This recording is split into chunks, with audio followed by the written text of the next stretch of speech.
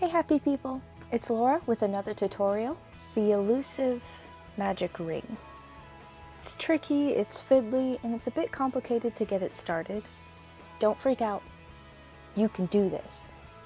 It's just a little circle. Making a magic ring is as easy as 1, 2, 3. Step 1.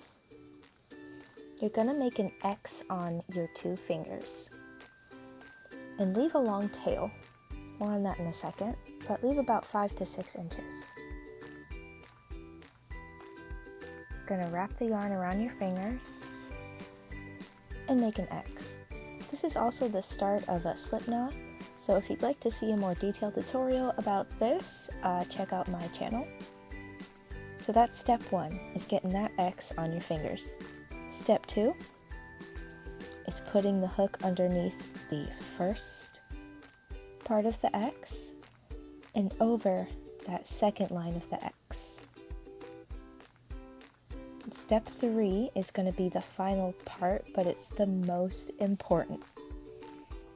So step 3, pull that second line of the X through underneath that first part, and then pay attention, super important, you're actually going to pull up and give it a little twist.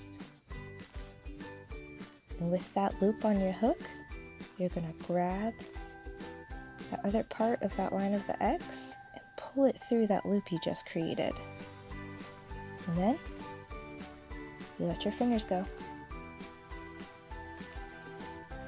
Just 1, 2, 3, and boom, magic ring. We're going to do it one more time. Step 1, get that X on your fingers. Leave a long tail, over, under, over. Hold on tight right here. Step 2, under the first part of the X, over that second part. Step 3, grab that line of the X, pull it through, and you're going to twist the hook upwards, and then go back and grab that other piece of that X, pull it through that loop on your hook. Give it a wiggle if it's not coming through very easily first. Ta-da! Your magic ring. Here's a slow-mo version.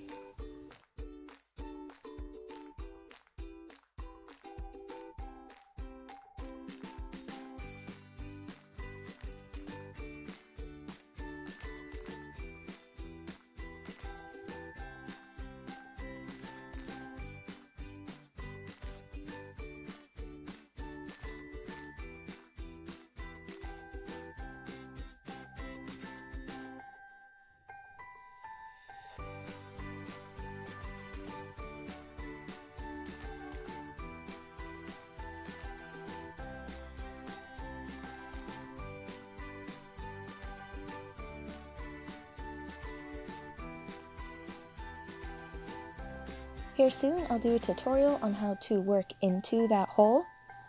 Giggity. But for now, some magic ring tips.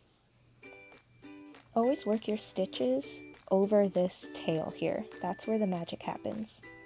Here I have another magic ring that I've already worked some single crochet stitches into. And as you see, I've worked them over that tail end of the yarn so that when I pull on this, the ring closes. Magic.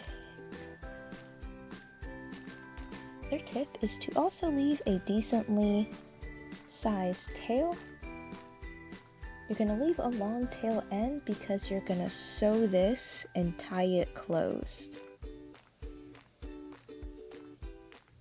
So once your magic ring is all finished up and your project's all completed, you're going to be taking this and sewing it back into your stitches and making sure it's nice and tight. If you don't sew this in, your project can completely unravel. Don't ask me how I know. I hope this helped you learn how to make a magic ring. Check out my slipknot tutorial to see an in-depth version on how I make that initial X. Like and subscribe for more. Thanks for watching.